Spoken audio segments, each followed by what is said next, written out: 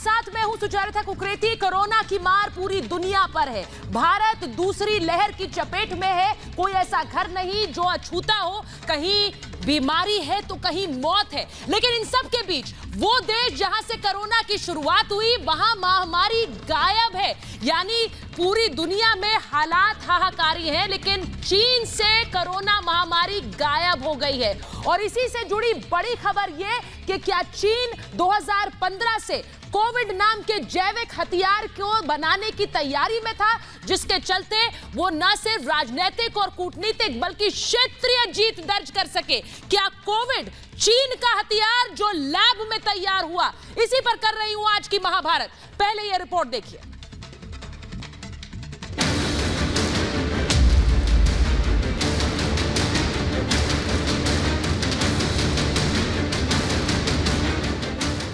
चीन ने तैयार किया सांसों का संकट।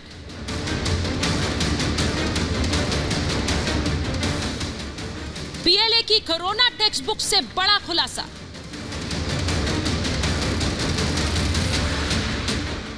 चीनी साजिश के रिपब्लिक भारत के पास सबूत। कोरोना वायरस जिसने विश्व में तबाही मचाई, बर्बादी की तस्वीरें दुनिया को दिखाई, हिंदुस्तान में सांसों का संकट खड़ा कर दिया। यह साधारण वायरस नहीं बल्कि दुनिया पर एक जैविक हमला हो सकता है। एक ऐसी साजिश जो भारत के पड़ोसी देश ने रची। रिपब्लिक भारत के पास बाकायदा चीन की साजिश के सबूत मौजूद हैं। पीएलए यानी चीन की आर्मी की वो टेक्स्ट बुक मौजूद है जिसमें तीसरे विश्व युद्ध की तैयारी पर बात है। रिपब्लिक भारत के पास चीन की आर्मी पीपुल्स लिबरेशन आर्मी यानी पीएलए की वो टेक्स्ट बुक मौजूद है। इसमें चीन ने लिखा है कि युद्ध कोरोना वायरस यानी जैव हथियार से लड़ा जाएगा, लेकिन ये युद्ध ऐसा होगा कि कोई वायरस अटैक में फर्क नहीं कर पाएगा। सबूत झुटलाए जा सकते हैं। केवल सैन्य युद्ध नहीं होगा, राजनीतिक कूटनीतिक युद्ध होगा और इससे क्षेत्रीय विजय प्राप्त की जा सकती है। इस रिपोर्ट में यह खुलासा होता है कि कोरोना के पीछे चीन की बड़ी साजिश हो सकती है। चीनी वैज्ञानिक कोरोना वायरस की मदद से जैविक हथियार तैयार करने पर काम कर रहे थे। अमेरिकी विदेश मंत्रालय को मिला यह दस्तावेज 6 साल पुराने होने का दावा किया जा रहा है। दस्तावेज के मुताबिक तीसरे विश्व युद्ध में जीत के लिए जैविक हथियार तैयार किए जा रहे थे। इन दस्तावेजों में हथियारों के इस्तेमाल का समय भी बताया गया है। साथ ही दुश्मन के मेडिकल सिस्टम पर असर की चर्चा की गई है। ऑस्ट्रेलियन अखबार में छपी रिपोर्ट के मुताबिक पीपुल्स लिबरेशन आर्मी के वैज्ञानिक और स्वास्थ्य अधिकारियों के डोजियर में हथियार बनाने के लिए बीमारियों के इस्तेमाल की बात कही गई। कोरोना की आड़ में चीन एक बेहद खतरनाक हथियार तैयार कर दुनिया को दहलाने की साजिश रच रहा है। चीन के रिसर्च पेपर में कई साजिशों का जिक्र है। रिपब्लिक मीडिया नेटवर्क के हाथ लगी इस पीएलए टेक्स्ट बुक में कई गुनाहों की प्लानिंग दर्ज है। मसलन 2015 से हो रहा कोविड-19 पर काम। जिस तरह से दूसरे विश्व युद्ध में जापान को परमाणु हथियार से हराया गया। दस्तावेज लिखने वालों का दावा है कि तीसरा विश्व युद्ध बायोलॉजिकल होगा, यानी कि जैविक हथियारों से लड़ा जाएगा। इस साजिश में चीन के कई सैन्य अधिकारी शामिल रहे। यह साफ है कि चीन कहीं ना कहीं बहुत पहले से महामारी फैलाकर दुनिया को पीछे छोड़ने की फिराक में था। इसकी बाकायदा तैयारी कर रहा था, जिसके लिए उसने कोविड-19 को जैविक हथियार के तौर पर उपयोग किया। चीन पर शक इसलिए भी गहरा रहा है क्योंकि जिस कोरोना की लहर से दुनिया 2 साल से परेशान है, वही वायरस चीन में पूरी तरह से कंट्रोल में है। जबकि भारत, जो कि चीन का पड़ोसी है, कोरोना से लड़कर आगे बढ़ने में लगा है। भारत में अचानक कोरोना की दूसरी लहर भी आ गई है। ऐसे में सवाल चीन पर कि क्या सांसों का संकट चीन के लैब में तैयार किया गया? क्या चीन महामारी से वायरस युद्ध लड़ रहा है?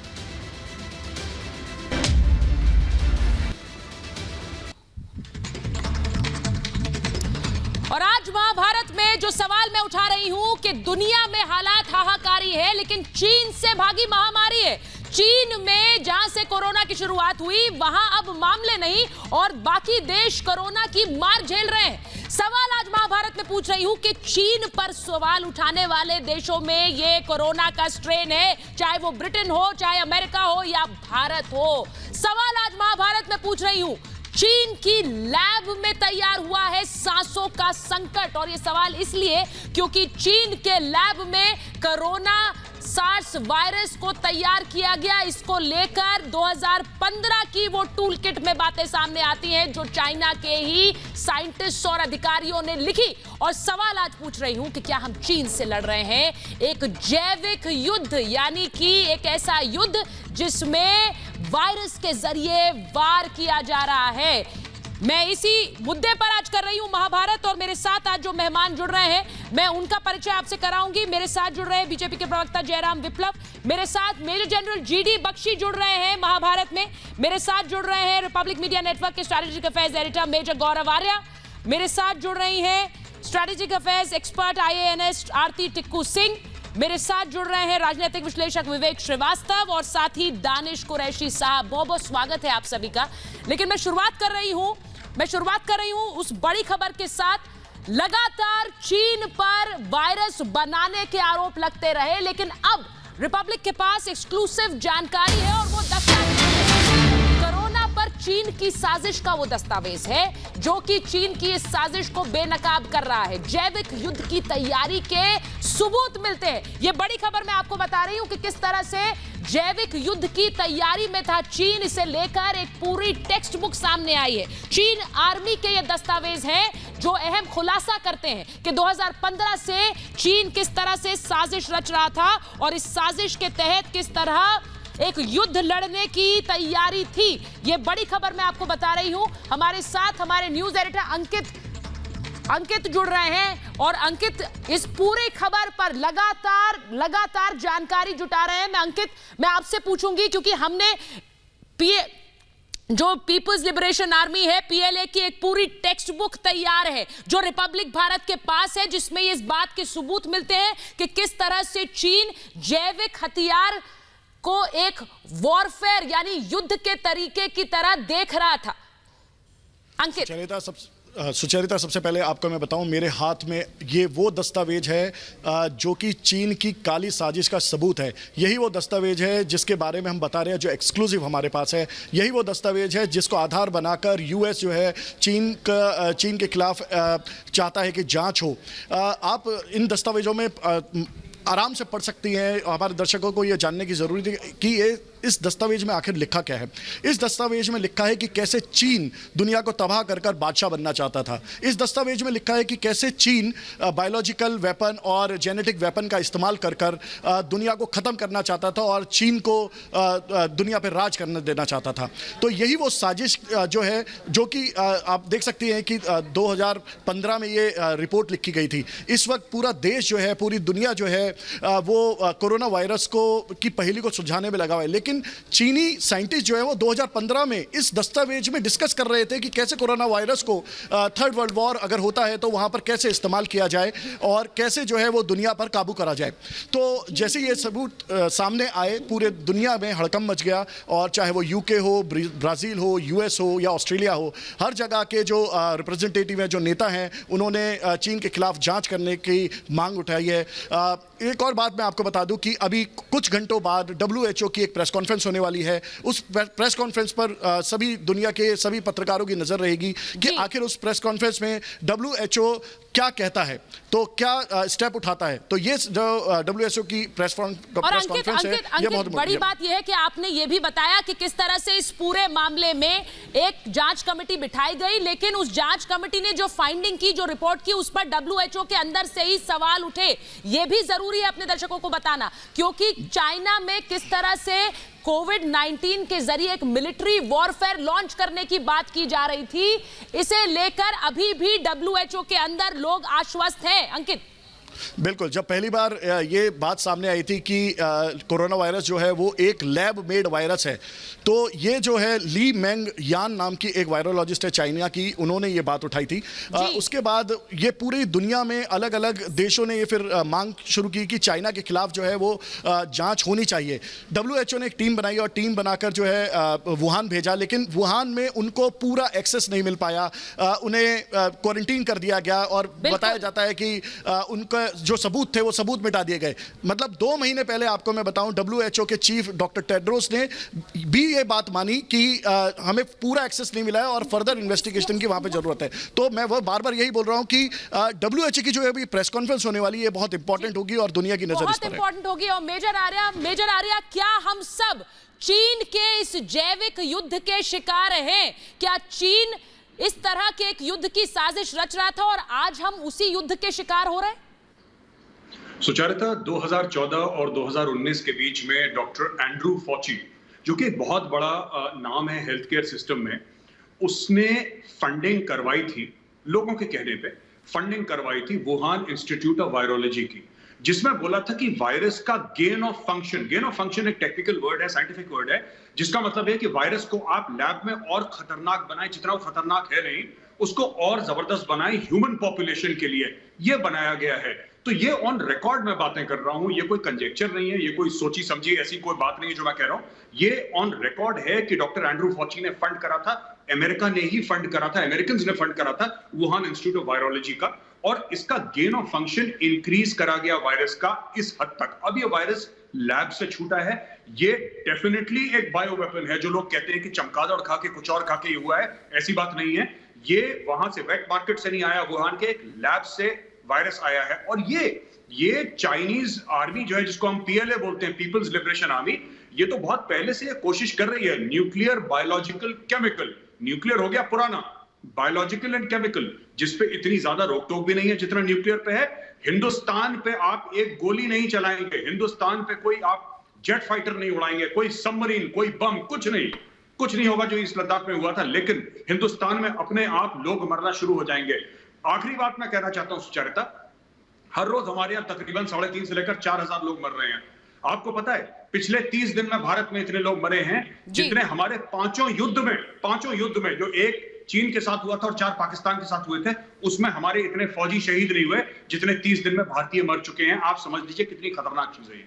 और मुझे लगता है आरती सिंह टिक्कू, मैं आपसे पूछूंगी क्योंकि ये बहुत क्लियरली उन दस्तावेजों में लिखा गया है कि मिलिट्री वॉरफेयर की स्थिति में नहीं, मतलब जब हम एक युद्ध लड़ रहे हैं तब नहीं, लेकिन सामान्य परिस्थितियों में कैसे जैविक युद्ध को एक हथियार बनाकर आप सामरिक शक्ति बन सकते हैं, आप क्षेत्रीय शक्ति बन सकते हैं।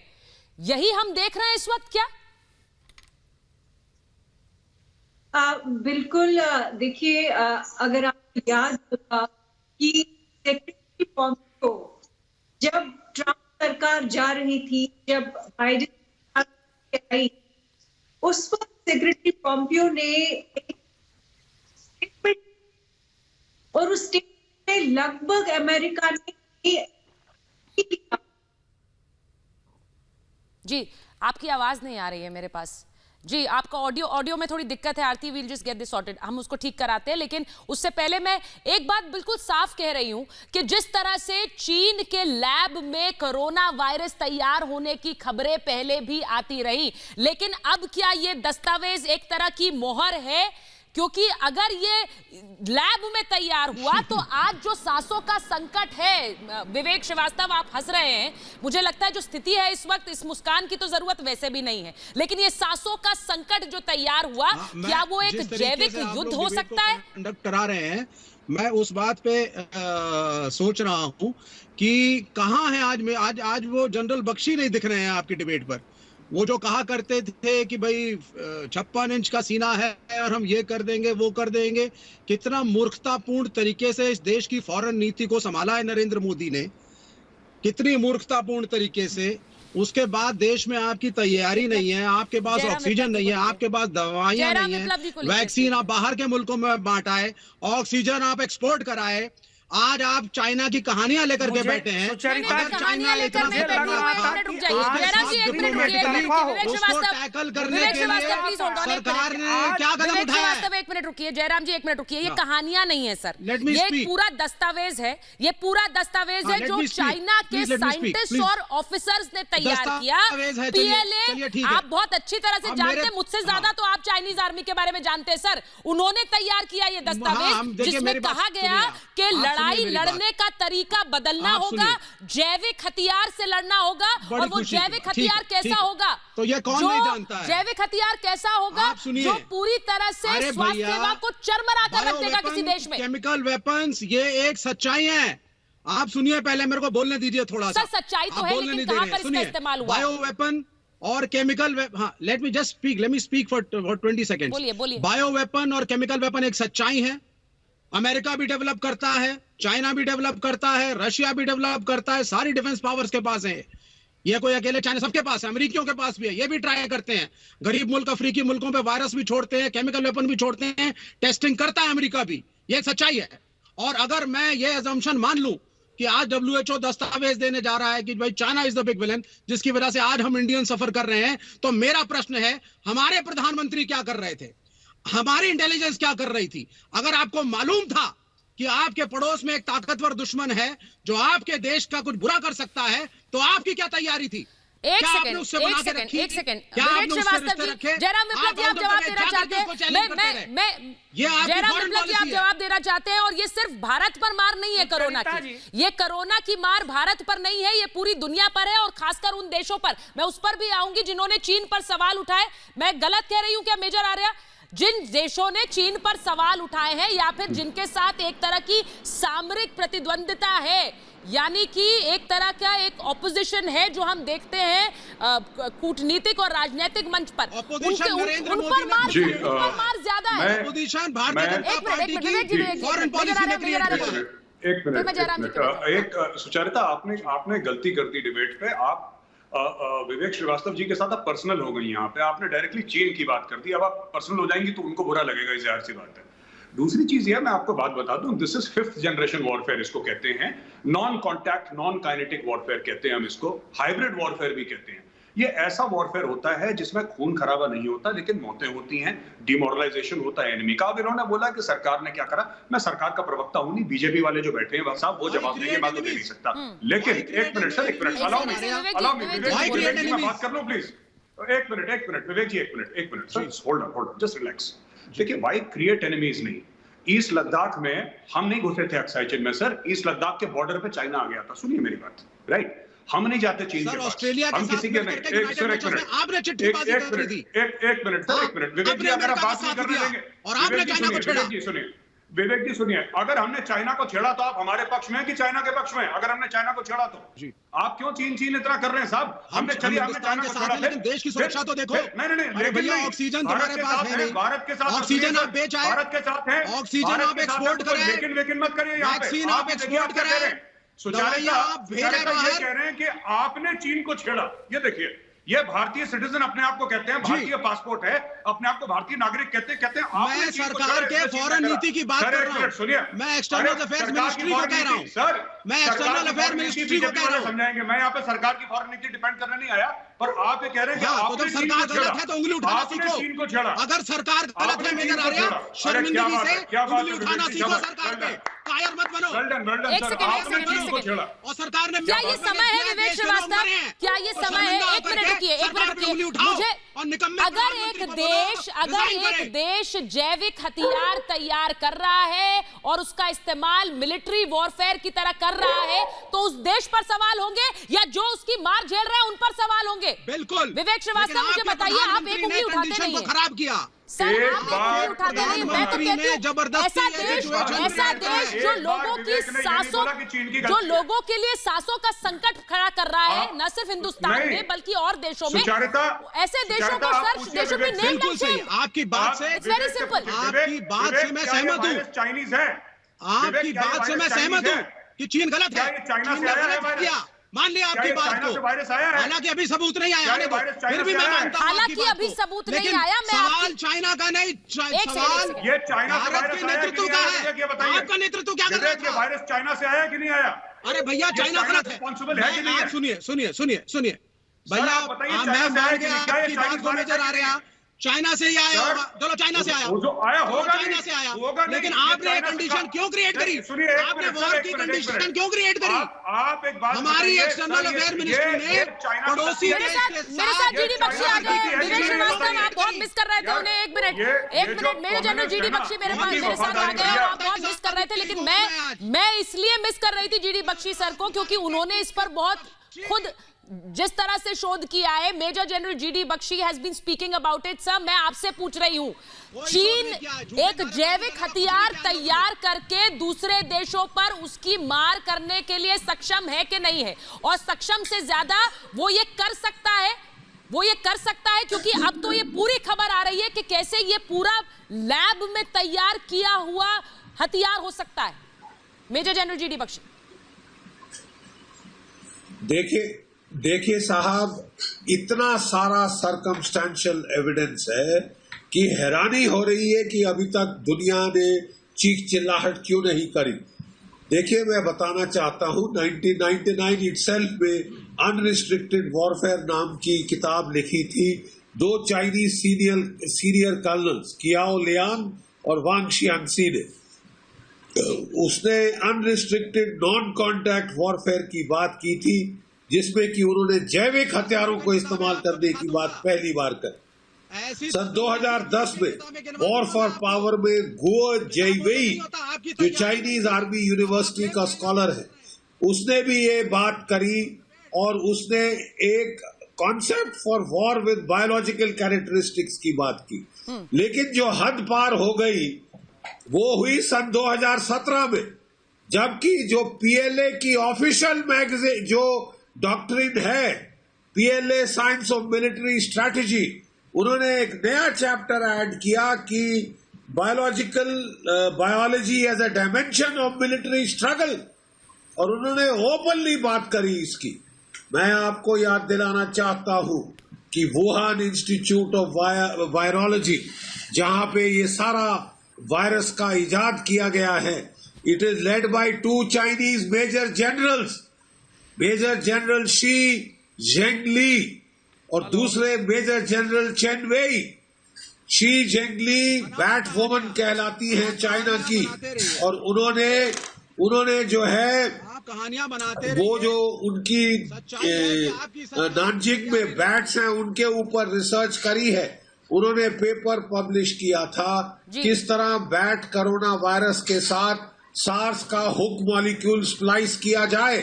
ये गेन ऑफ फंक्शन एक कैरेक्टरिस्टिक है जो कि लेबोरेटरी में आर्टिफिशियल तौर पे की गई है। ये जो लिथैलिटी है इस वायरस की, और कोई चीज नहीं इसको एक्सप्लेन कर सकती सिवाय कि ये लेबोरेटरी में बनाया गया चीन के पीएलए द्वारा बनाया गया एक जैविक हथियार है, जिसका इस्तेमाल उसने दुनिया के खिलाफ किया। बिल्कुल। और जीडी बख्शी सर, ये जो और मैं बताना चाहता हूं, जो साजिश रची गई, सर मैं आपके पास आ रही हूं। जीडी बख्शी सर, ये जो पूरी साजिश रची गई उसके बारे में जो दस्तावेज से खुलासा होता है, मैं उस पर जाना चाहती हूं। इस दस्तावेज में ये खास तौर से लिखा हुआ है कि ये जैविक हथियार कैसे अटैक करेगा, ये कैसे हमला करेगा, ये जैविक हथियार किस तरह से काम करेगा, क्योंकि चीन की ये बड़ी साजिश कैसे मेडिकल सिस्टम पर अटैक करके ये पूरी तरह से दूसरे देश पर हमला करेगा। मेडिकल सिस्टम पर अटैक कैसे होगा, यानी कि मरीजों की संख्या अस्पतालों में बढ़ जाएगी, मरीजों की संख्या अस्पतालों में बढ़ जाएगी, जो हम भारत में देख रहे हैं, जो हमने अमेरिका में देखी, किस तरह देश का जो स्वास्थ्य सिस्टम है वो पूरी तरह से ध्वस्त हो जाएगा, यानी कि जो मेडिकल सिस्टम है वो कोलैप्स कर जाएगा। ये उस दस्तावेज में लिखा हुआ है, और ये लिखा है कि सिर्फ सैन्य युद्ध के समय इसकी जरूरत नहीं है, सामान्य परिस्थितियों में यह किया जा सकता है जिससे हम एक सामरिक शक्ति बन पाए। यानी आप समझिए कि मेडिकल सिस्टम को अटैक करके किस तरह से एक देश को तोड़ने का पूरा प्लान तैयार किया गया। और ये सिर्फ अब कैसे सामने आ रहा है, अमेरिका ने नहीं कहा है, सिर्फ अमेरिका नहीं, कैसे ब्राजील के राष्ट्रपति बोल्सोनारो ने भी इस बात को दोहराया कि ये एक नया वायरस है, इसके बारे में हम ज्यादा नहीं जानते हैं, लेकिन ये वायरस कैसे आया कोई नहीं जान रहा है, लेकिन इस वायरस के बारे में लैब में तैयार करने की बातें हैं। उन्होंने कहा कि सेना सब जानती है, हम नहीं जानते लेकिन सेना सब जानती है। इसीलिए आज मेरे साथ मेजर जनरल जीडी बख्शी भी हैं, मेजर आर्या भी हैं। कैसे जैविक हथियार बनाए जाते हैं, the army knows it all. इसीलिए ये ब्राजील के राष्ट्रपति है जो कह रहे हैं, और कह रहे हैं कि इसका इस्तेमाल कैसे किया जाता है ये सेना को पता है, यानी कि चाइनीज आर्मी जैविक हथियार को इस्तेमाल कर रही है, कर सकती है। उन्होंने नाम नहीं लिया, लेकिन सोचिए कि एक देश का राष्ट्रीय अध्यक्ष खुलकर कह रहा है कि एक लैब में तैयार किया गया वायरस लड़ाई लड़ने में काम आ सकता है, और यह किया जा रहा है। कैसे एक ही ऐसा देश है जीडी बख्शी सर जिसकी जीडीपी बढ़ रही है, ये कह रहे हैं ब्राजील के राष्ट्रपति। देखिए, मैं आपसे सीधा सवाल पूछता हूं, लॉजिकल सवाल। ये वायरस वुहान में शुरू हुई, क्या वजह है कि वहां चीन में कोई म्यूटेशन नहीं हुई? क्या वजह है कि जो देश चीन के दुश्मन हैं या जिनकी वैमनस्य है वहीं पे ये म्यूटेट हो रही है? ये यूके में म्यूटेट हो रही है, यूरोप में हो रही है, ब्राजील में हो रही है, ये जो है Yes. भारतवर्ष में हो रही है, और साउथ एशिया में केवल भारतवर्ष में हो रही है, पाकिस्तान में नहीं, बांग्लादेश में नहीं, नेपाल में नहीं, श्रीलंका में नहीं। क्या ये वायरस को बाउंड्रीज का पता है? देखिए साहब, इसमें दाल में बहुत कुछ काला है, और जो आप सरकमस्टेंशियल एविडेंस है वो एडिक्वेट है एक स्मोकिंग गन के लिए। यूएस कांग्रेस में 2015 का ये चीन का जो पेपर है, जो चीन के जैविक वॉरफेयर के एक्सपर्ट्स थे, उन्होंने अपनी सेंट्रल मिलिट्री कमीशन को लिखा है और सुझाव दिया है किस तरह हम जैविक हथियारों का इस्तेमाल करके जो मेडिकल सिस्टम्स को तबाह कर सकते हैं, देशों को पूरा डिसरे में डाल सकते हैं, और फिर हम हमला करें। आप याद करिए पिछले साल जब ये संक्रमण शुरू हुआ, उस वक्त एक ही देश था पूरी दुनिया में जो बड़े आक्रामक तेवर दिखा रहा था। चीन की नेवी, चीन की एयरफोर्स ताइवान के बरखिलाफ, साउथ चाइना सी में, ईस्ट चाइना सी में, हिमालय के बॉर्डर में, सब जगह आक्रामक तेवर अपनाए हुई थी। जो स्ट्रेन भारतवर्ष में आया था वो इतना लीथल नहीं था, वो इतना घातक नहीं था, और भारत और चीन के बीच में झड़प हुई। वहां अब कितने भारत मामले ने आ इस रहे पे हैं? काबू पा लिया, और तभी हमने देखा कि जो दूसरा जो है म्यूटेशन वो भारत में आ गया है। बिल्कुल। और अब हजारों की तादाद में लोग हर रोज मर रहे हैं, 4-4 हजार। हाँ, स्टोरी एक सेकंड इसका जवाब मैं एक बार दानिश कुरैशी के पास भी चली जाऊं, इंतजार कौन कर रहे हैं। होगा? ये कोई तरीका है लड़ाई का?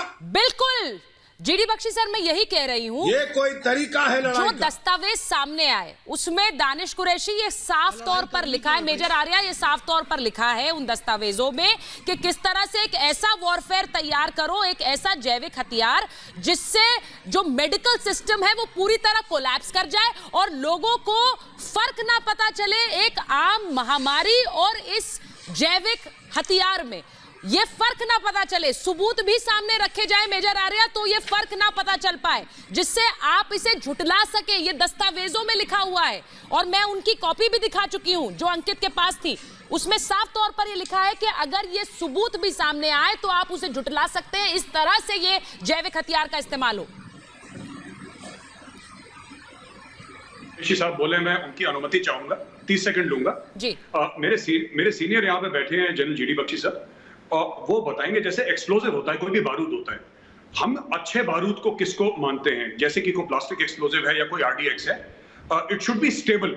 उसकी पहली चीज होती है it should be stable, secondly it should be controllable, and thirdly it should be targeted. यानी कि आप आरडीएक्स को ले लीजिए, प्लास्टिक एक्सप्लोजिव को ले लीजिए, अगर मैं बड़ी आश्चर्यजनक बात होगी, जनरल जीडी बख्शी सर जानते हैं, आप प्लास्टिक एक्सप्लोजिव लीजिए, उसमें आग लगाइए आप, वो फटेगा नहीं, वो आराम से जलता है। लेकिन अगर आप उसमें डेटोनेटर डालेंगे तब, तो चाहे जनरल जीडी बख्शी सर ने क्या बात बोली है, उन्होंने बोला है कि देखिए पाकिस्तान में नहीं हो रहा, श्रीलंका में नहीं हो रहा, यानी कि अटारी में हो रहा है, वागा में नहीं हो रहा, हाँ, गोरखपुर में हो रहा है, नेपाल में नहीं हो रहा। You understand what I am saying? This is targeted, it is controllable, it is surgical, it has got all the hallmarks of a weapon system. ये देखिए, वायरस जब फैलता है, वायरस को क्या पता कि इधर अटारी है उधर वागा है? How does the virus know? अगर, लेकिन ये एक बायो वेपन है, क्योंकि बायो वेपन की तरह इस्तेमाल करा। देखिए सुनिए Vivek ji please don't become the spokes person of the Chinese communist party. आप कह रहे हैं हमारी सरकार की गलती है, पक्का गलती होगी, मैं मना नहीं कर रहा सर। एक सेकंड सर, पक्का गलती होगी हमारी सरकार की, मैं मना नहीं कर रहा। मेरी बात के ऊपर आप पर्दा डालने के लिए कहानी सुनिए, बना रहे हैं। आप नहीं, सर सुनिए, हमारे देश का ऑक्सीजन बाहर भेज दिया गया, सर एक मिनट, वैक्सीन बाहर भेजी गई, दवाई है। विवेक श्रीवास्तव, विवेक जी, मुझे लगता है इस ऐसे समय में आप हिंदुस्तान में बैठकर चीन की वकालत क्यों करेंगे सर? मुझे समझ नहीं आता, ये मेरी समझ के पार है। हम सिर्फ एक ऐसी चीज डिस्कस कर रहे हैं जो अंतर्राष्ट्रीय मीडिया में डिस्कस हो रही है। जी मेजर आर्य, अपनी बात करिए, मैं जवाब देता हूं गौरव आर्य को भी और जीडी बख्शी को भी। हाँ बोलिए, दानिश बोलिए, दानिश बोल रहे हैं, बोलिए दानिश।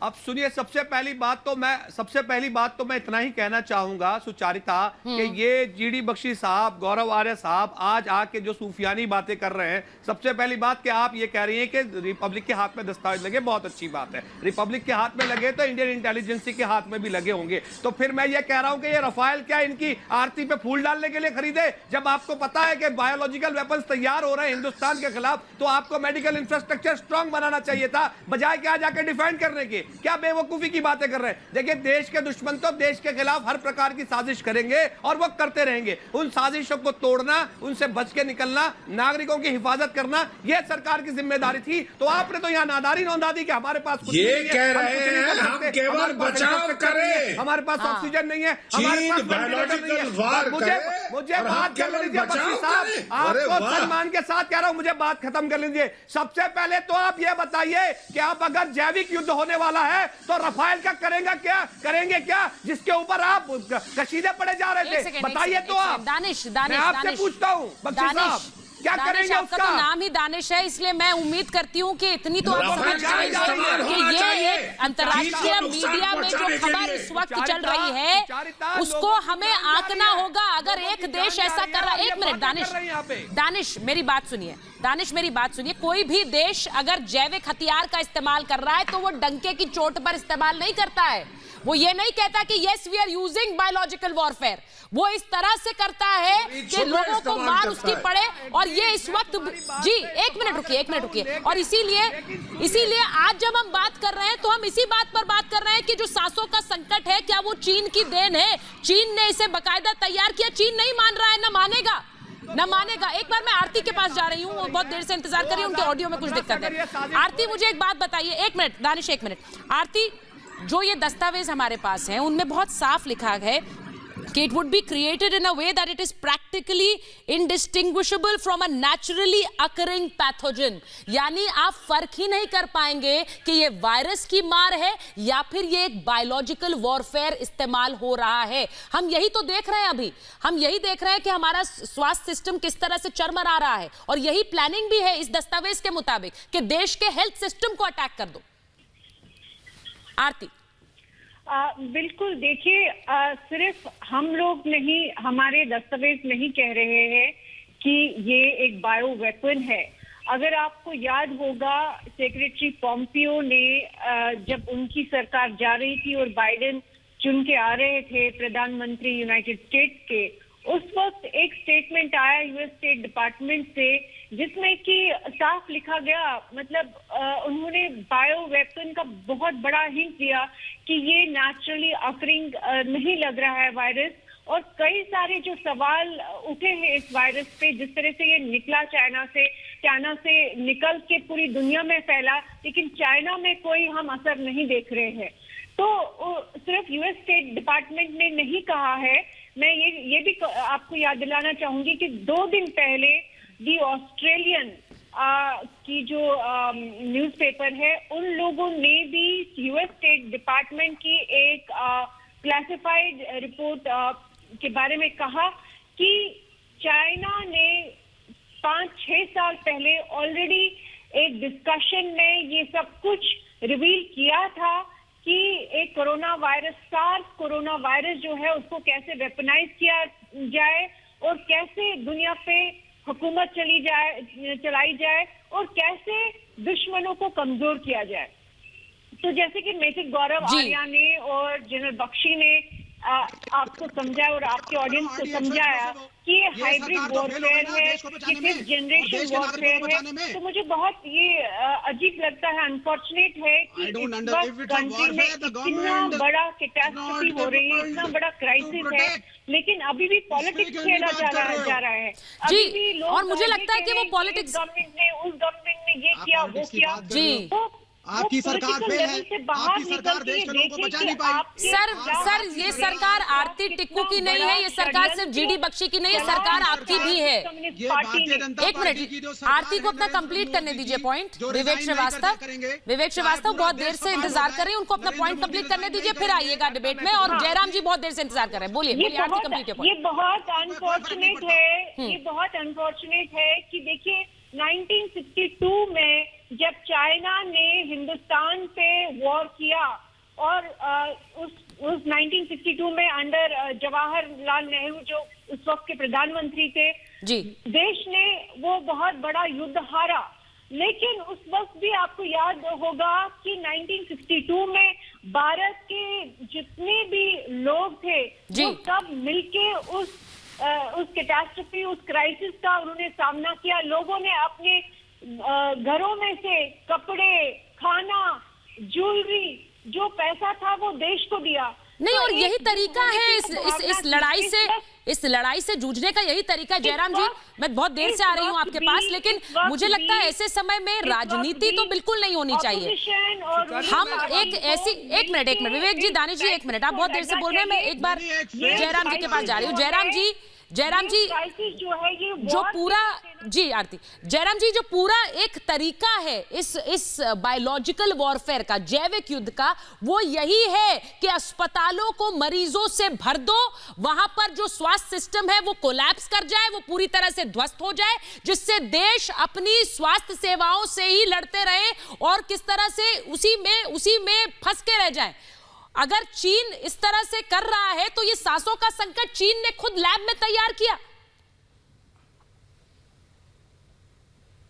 देखिए, पूरी दुनिया में जिस तरह से रिपोर्ट आ रही थी पिछले 1 साल से, आज उस रिपोर्ट की स्थिति और मजबूत दिखाई पड़ रही है। लग रहा है कि उस समय जो आशंका व्यक्त की जा रही थी उसमें बहुत हद तक सच्चाई है, और जैसे जैसे ये चीज़ें और सामने आएंगी और जांच होगी, आज दुनिया के तमाम देश खड़े हो रहे हैं। और मुझे तो बहुत आश्चर्य हो रहा है सुचरिता जी कि आज मुझे लग रहा था कि रिपब्लिक भारत पर जो महाभारत हो रहा है उसमें एक पक्ष मानवता का होगा और दूसरा पक्ष तो चीन और सार्स कोरोना वायरस है ही, लेकिन आज भी चीन का पक्ष लेने के लिए स्क्रीन पर लोग मौजूद हैं, जो ये बताता है कि इस आपदा के अवसर में भी राजनीतिक एजेंडा चलाने से लोग बाज नहीं आते। आपने चीन की दुम पर पांव नहीं रखा कि उनके एजेंट यहाँ बिलबिलाने लगते, बौखलाने लगते। ये सबसे अधिक दुखद स्थिति है। अब सुन लीजिए, विवेक श्रीवास्तव आधे घंटे बोलते रहे, मुझे 10 सेकेंड और सुनिए। आपने कहा कि विदेश नीति फेल है, आपने कहा कि विदेशों से सहायता क्यों मंगाई जा रही है। इन दोनों बातों में अंतर्द्वंद है और आप ही के दोनों सवाल एक दूसरे का उत्तर भी दे रहे हैं। विदेश नीति कैसी है उसका उदाहरण आप पूरी दुनिया से भारत के प्रति मिल रहे समर्थन, सहायता और राहत। एक मिनट विवेक जी कि भारत की विदेश नीति कैसी है। विवेक जी, मैं इस तरह की भाषा I do not welcome it on the show sir. नहीं, इस तरह की भाषा का इस्तेमाल आप मत करिए। मुझे लगता है मैं बार बार ये कहती हूँ, वी आर वन टीम। इस वक्त हम सब एक टीम है सर। विवेक श्रीवास्तव इस वक्त इज ऑल्सो पार्ट ऑफ मेरी टीम का हिस्सा है। आप उस टीम में मेजर जनरल जीडी बख्शी भी है, मेजर आर्या भी है। हम सब पूरा देश एक टीम है और एक टीम बनकर लड़ेगा। लेकिन आप बार बार उस चीज को कॉन्ट्रडिक्ट करते हैं अपने बयानों से। आप इस वक्त दिखाना चाहते हैं कि ये हो गया, ये गलती कर दी। सर, समाधान की तरफ काम करते हैं, समाधान की तरफ काम करते हैं। सर, तो ये तो देश की जनता तय करेगी, सिर्फ एक विवेक श्रीवास्तव तय नहीं करेंगे, ये देश की जनता तय करेगी। और अगर ऐसा है तो देश की जनता वो देगी वर्डिक्ट। आप अभी से क्यों इतने, अभी आपका focus should be very clear. आपका फोकस इस वक्त होना चाहिए कि देश में जो स्वास्थ्य सेवाएं हैं, जो लोगों की समस्याएं हैं, वो दूर हो।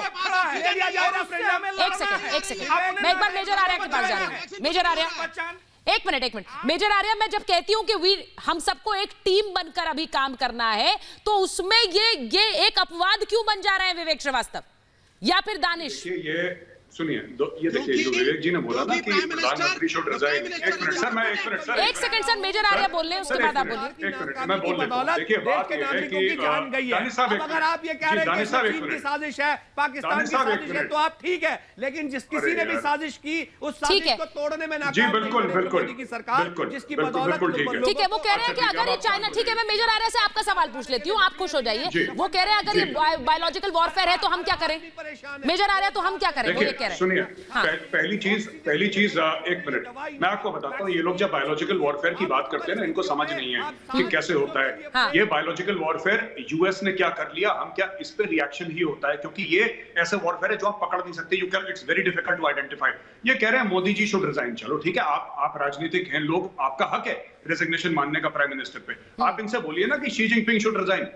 एक बार उनको भी बोल दो, मोदी जी को भी बोल देना रिजाइन करने के लिए, बेशक बोलो, आपका हक है, लेकिन उसको भी बोलो ना जो कर रहा है, उसको नहीं बोल रहे ये लोग। जब हम कह रहे हैं कि चाइना ने कर दिया तो ये कह सकते हैं कि चाइना को ब्लेम मत करो। ये कह रहे हैं, सुनिए, आप विवेक जी, सबको पता है, आप हर समय, आप विवेक जी हर डिबेट में आप चाइना का पक्ष रखते हैं।